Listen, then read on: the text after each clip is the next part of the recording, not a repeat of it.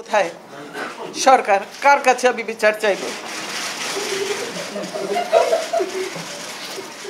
সাবেক রাষ্ট্রপতি কিংবা সাবেক সেনা প্রধানের সহধর্মিণী নয়, বাংলাদেশের তিনবারের প্রধানমন্ত্রী তৎকালীন বিরোধী দলীয় নেত্রী খালেদা জিয়া। কি এমন ঘটেছিল যে এক কাপড়ে নিজ গৃহ থেকে অপমান অপদস্থ করে বের করে দেওয়া হয় তাকে?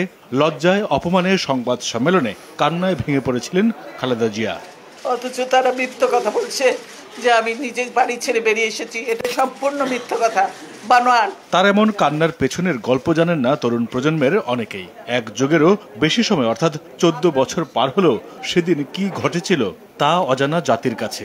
13 নভেম্বর 2010 তিনবারের প্রধানমন্ত্রী বেগম খালেদা জিয়াকে তার স্মৃতি বিজড়িত বাড়ি থেকে কিভাবে বের করে দেওয়া হয় তার কিছু ভিডিও পাওয়া যায়।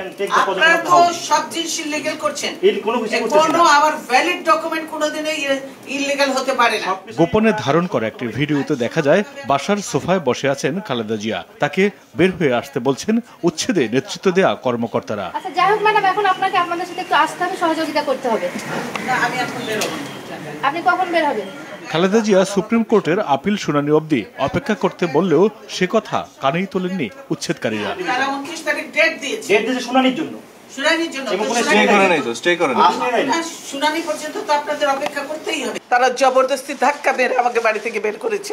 সংবাদ সম্মেলনে খালেদা জিয়া জোর করে তুলে নিয়ে আসার যে অভিযোগ করেছিলেন, গোপনে ধারণ করা ভিডিওতে মিলল তার সত্যতা। দরজা খুলতে অস্বীকৃতি জানালে বাসার দরজা ভাঙার শব্দ পাওয়া যায় সেই ভিডিওতে। পরবর্তীতে গণমাধ্যমের যখন খালেদা জিয়ার বাসায় যাওয়ার অনুমতি মেলে তখন দেখা যায় শোবার ঘরের দরজার তালা লাগানোর জায়গাটি ভাঙা, বাড়ির মূল ফটকের সিটকিনিও ভাঙা। তবে সে বিষয়ে কোনো বক্তব্য পাওয়া যায়নি তৎকালীন দায়িত্বপ্রাপ্তদের। যদিও সংবাদ সম্মেলন করে তৎকালীন আইএসপিআর কর্মকর্তা খালেদা জিয়াকে বের করে দেওয়ার কথা অস্বীকার করে উল্টো তার উপরই দোষ চাপিয়েছিলেন। টেনে হিচড়ে বাড়ি থেকে বের করে দেয়া, দরজার তালা ভাঙা, এক কাপড়ে চলতে যেতে বাধ্য করা, নিকটাত্মীয়ের সাথে অসদাচরণ নিতান্তই অসত্য, বানোয়াট ও উদ্দেশ্য প্রণোদিত।